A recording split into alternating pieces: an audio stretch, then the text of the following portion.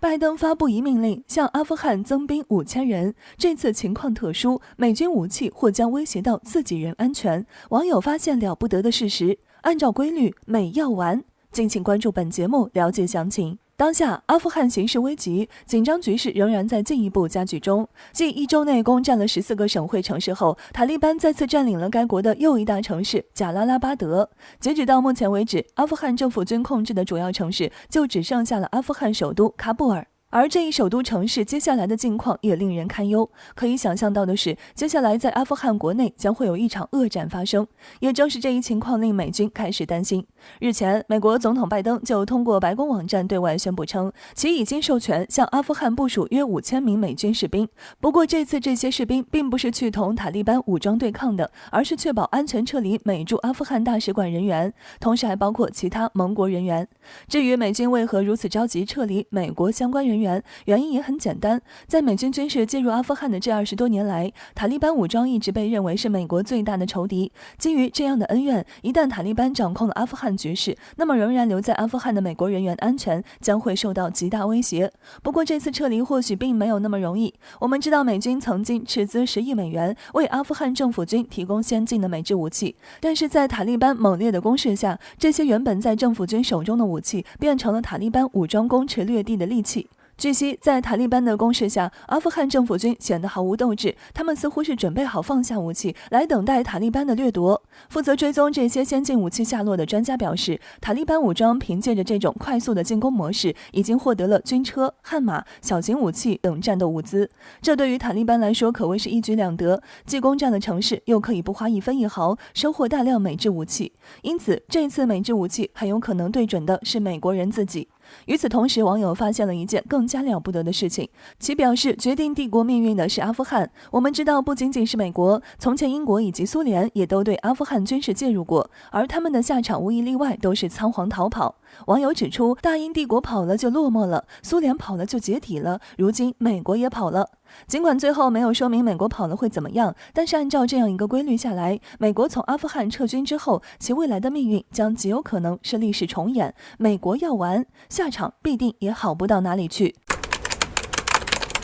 这一次中国攻势强劲，接连在3大领域挑战美霸权。对比中美后，为何直呼中国手法高明？美国人忍不住吐槽，多亏了拜登是什么意思？众所周知，现如今的中美对抗已经是一个显而易见的事实。而在这样的过程中，美国对中国的攻击围堵似乎是喜闻乐见，中国却只是在被动接招。不过，从这一次中方的攻势迅猛的姿态来看，中国只是在被动接招的想法大错特错。在3大美国称霸领域，中方正在进入最后的冲刺阶段。我们知道，美国霸权有3大支柱，分别为美元霸权、科技霸权和军事霸权。而目前这3大支柱都无可避免地受到来自中国的巨大冲击。首先，在经济上，由于美国滥用美元霸权，招致了各国的不满，因此世界各国开始纷纷尝试多元结算体制。而在这样的情况下，人民币有强势崛起。分析师猜测，中国很有可能凭借着广义经济圈构想，使得人民币取代美元成国际结算货币。如此一来，美国经济将会遭到致命打击。就目前来看，美国正在为这一经济颓势而感到焦虑。在科技上，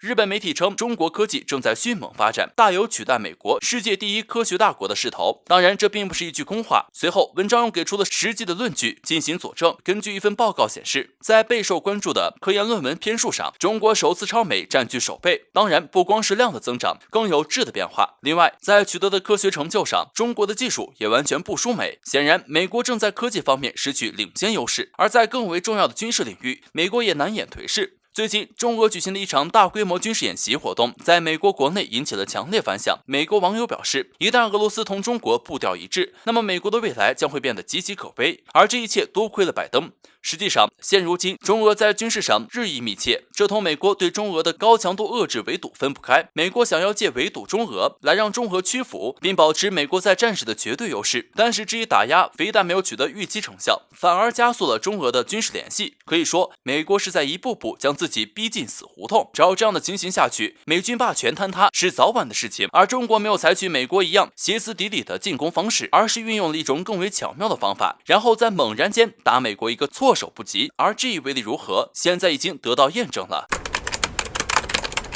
刚刚阿富汗总统加尼宣布辞职，1天之内塔利班兵不血刃拿下首都喀布尔，即将正式掌权阿富汗。8月15日虽然不是阴历，但对中国来说也确实是一个好日子。而今天在国际上也发生了一件轰动全球的事，塔利班即将正式掌权阿富汗，而且从逼近首都喀布尔到围困喀布尔，再到正式入驻，全部过程都只在1天之内。8月15日上午的时候，笔者看到一则新闻，阿富汗驻华大使在接受南华日报的采访时表示，希望中国能够帮助阿富汗政府军出手压制塔利班，并且和巴基斯坦打招呼，让其不要继续支持塔利班，以给予阿富汗政府军一点喘息的机会。如果可以，或许中国还能够如同美国一般驻军阿富汗，甚至直接帮阿富汗打塔利班。当时笔者还在想，阿富汗这在想什么呢？中国从来不会插手别国内务，也不喜欢其他国家插手中国内部事务，这件事阿富汗难道不知道吗？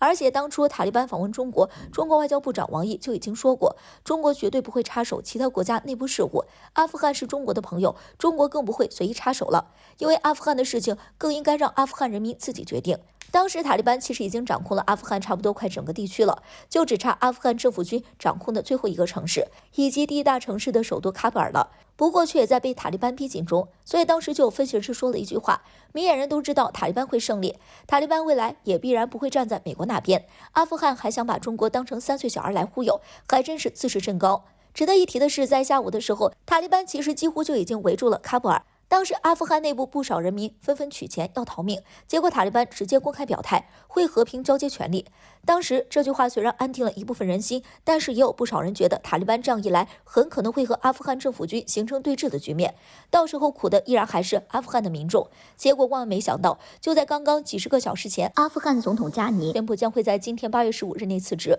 之后总统职位交接给贾拉利担任过渡总统。这里的意思就很明显了，贾拉利之后自然就是塔利班正式掌控整个阿富汗了。需要注意，从8月初塔利班正式反攻以来，到今天也不过是半个月时间，塔利班就即将全掌阿富汗，甚至从昨天还没逼近喀布尔到今天掌控喀布尔，也不过只有1天之内。从时间线上来看，塔利班这波是完胜，接管喀布尔的时候确实做到了承诺的和平解决，说实话甚至可以说是兵不血刃的就掌控了整个喀布尔。如今来看，阿富汗数十年的战乱眼看着就要结束了，阿富汗终于要重归和平，这对于阿富汗对于中国来说都是一个好消息，但是对于美国来说或许却是一个坏消息，因为到时候中国将会拥有一条美国无法插手的陆上运输渠道。随着杜特尔特任期将至，美国近日又开始蠢蠢欲动。关键时刻，为什么杜特尔特却扛起了反美大旗？王毅发声信息量极大。这段时间，美国为了拉拢中国周边国家，开始加大力度挑拨离间。就拿菲律宾来说，该国曾在美国的鼓动下与中国因南海问题交恶。虽说随着杜特尔特的上台，中菲关系回归了正轨，但由于杜特尔特任期将至，美国近日又开始蠢蠢欲动。据菲律宾相关媒体的消息报道称，菲律宾外长洛钦在东盟系列外长虚拟会上提到了新冠疫苗以及南海等菲律宾在东盟的优先事项。如果说这样一个决定仅菲律宾单方面的意思，估计就连菲律宾国内民众都不相信。所以当该消息一出，不少人立即联想到了上个月美菲双方会谈的事件。据悉，美国防长奥斯汀上个月月底曾到访菲律宾，与菲律宾外长洛伦扎纳进行了会谈。结束后，双方宣布杜特尔特撤销了终止美菲访问部队协议的决定。结合两起事件，不难看出，美国方面这是想利用菲律宾的手对中国发起攻击，重新挑起南海的战火。中国这些年的军事实力一直是处于稳步发展上升的阶段，而这样速度崛起的军事实力引起了美国的不安。因此，事实上无论是美国怂恿西方国家来南海晃悠，还是借菲律宾提及南海问题，该国最终的目的都是遏制中国在这一领域的优势，以及降低中国在这一领域的影响力。然而，面对中菲又在南海正面交锋，外界却发现杜特尔特早就扛起了反美大旗。在最后一次国情咨文中，杜特尔特明确表示，他永远不会下令菲律宾军队对中国开战，不仅仅是因为菲律宾缺少保卫南海的武器，更是因为在南海问题上，菲律宾无法依赖美国。简单点来说，在杜特尔特眼里，美国并不可靠，如此公然的不给拜登面子，不愧是杜特尔特，够硬气。不过话说回来，杜特尔特给美国送上的这份大礼，除了他本人清醒以外，或多或少也受到外部的影响。针对菲律宾政客对美国的示好，中国国务委员兼外长王毅也在东盟地区论坛外长会上释放出了4个重大信号：尊重法律、尊重事实、尊重共识、尊重地区国家。别小看王毅投的网炸，这信息量可是极大的。王毅话里话外的意思就是，当有任何外来势力企图打破南海的平衡时，中国会与东盟一致对外。中国并不是在孤军奋战，中国背后有国际法，有东盟。变相来说，这也是杜特尔特紧急与美国撇清关系的一部分原因。当然，总的来说，杜特尔特还是很清醒的，知道与美国站在一起没有好下场。只是美国什么时候才能清醒呢？中国的忍耐可是有限度的。